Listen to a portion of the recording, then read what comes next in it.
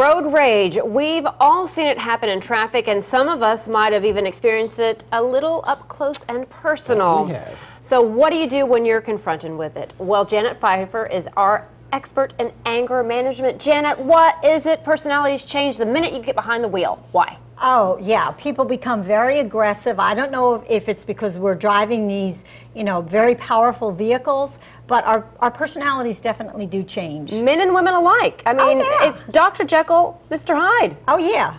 And you know what? We all think that we own the roadways, that we have more rights than other drivers do. And that we're always right. Oh, absolutely. And God forbid somebody, does something that's not appropriate. Somebody cuts you off or they're tailgating a little bit. We go right into that mode of arrogance and ego where we're going to teach that guy a lesson. How dare he behave that way on the roadways? There's a psychosis to this, and it probably is cured in some of the confrontations. Now, I had one where a guy cut me off. I engaged in a little verbal fisticuffs. He gets out of his car to confront me. This man was like 6'7", about 300 pounds. He was cut like a football player and asked me to get out of the car and talk about it. I felt that big because I said, no thanks, I understand.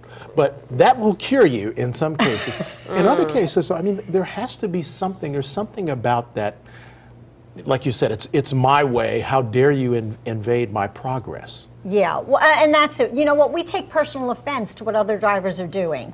And really, their behavior has nothing at all to do with us. So I don't know why we think that when we get in the car in the morning that somebody's targeting us. They don't wake up in the morning and say, I think I'm going to go after all the green Hondas out on the road today. So why do we act out instead of just backing off?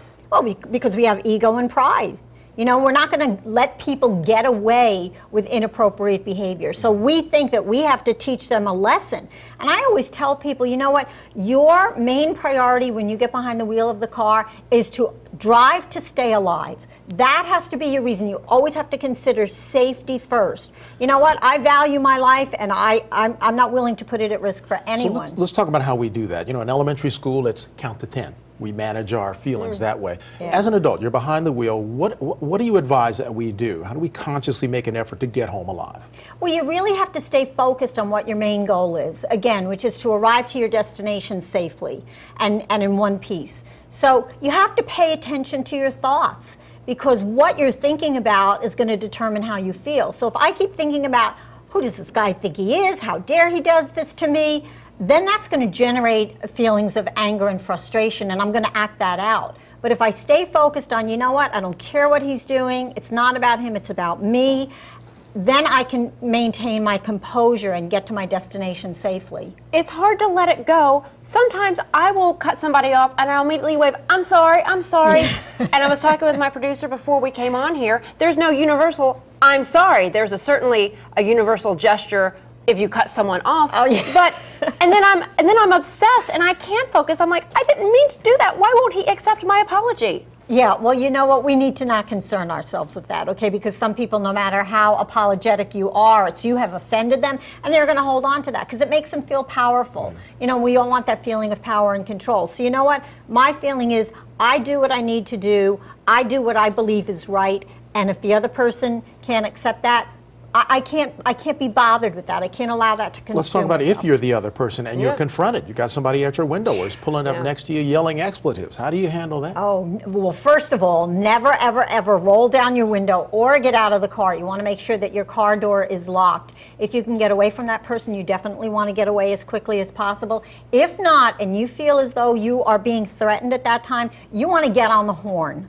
All right, you want to make as much noise as possible, attract as much attention to your vehicle as you can, because once the perpetrator realizes that other people are paying attention, they're less likely to act out. In some areas, you can actually dial certain numbers to report aggressive drivers. But as we wrap it up, what is the biggest mistake drivers make on the roads? The biggest mistake is that they take personal offense to what the other driver is doing. And as soon as they do that, their egos come into play, and then they feel as though, I have to get even now. So don't take it personally. It's not about you. Aggressive drivers are going to target whoever's in the immediate area. So again, stay focused on what you have to do. Drive to stay alive. All right, Janet, we thank you so much. We've got to work on the universal I'm sorry signal to soothe over these anger. Just use all the digits instead of one. Exactly. All right. Thanks.